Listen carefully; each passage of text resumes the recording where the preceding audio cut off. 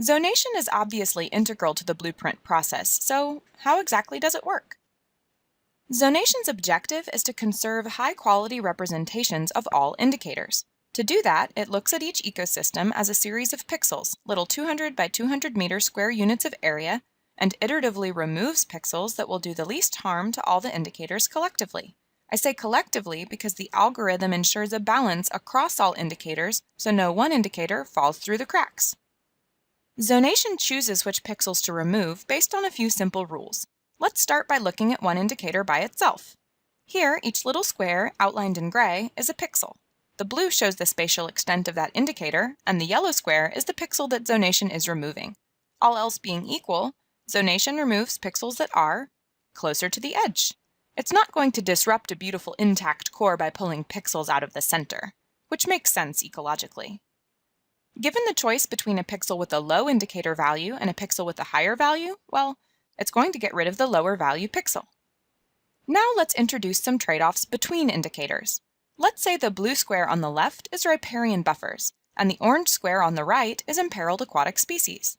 Riparian buffers has a much larger spatial extent, while imperiled aquatic species is more spatially limited and rare, so zonation is first going to remove pixels from the indicator with the larger distribution.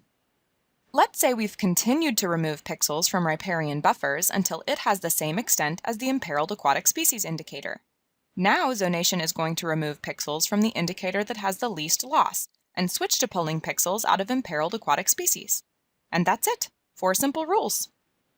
Let's watch a demonstration of a zonation run for the upland hardwood ecosystem, sped up super fast. These red pixels are the first removed because they are least important for all the indicators. They become lowest priority in the blueprint. You might notice that these red pixels are clustering around major urban centers.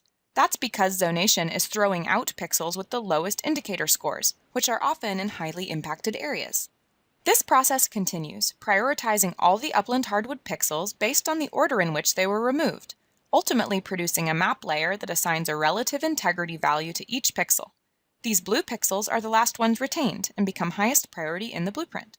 It's hard to tell at this zoom level, but I should note that the blueprint does include some priorities in urban areas. Urban areas aren't excluded from the analysis.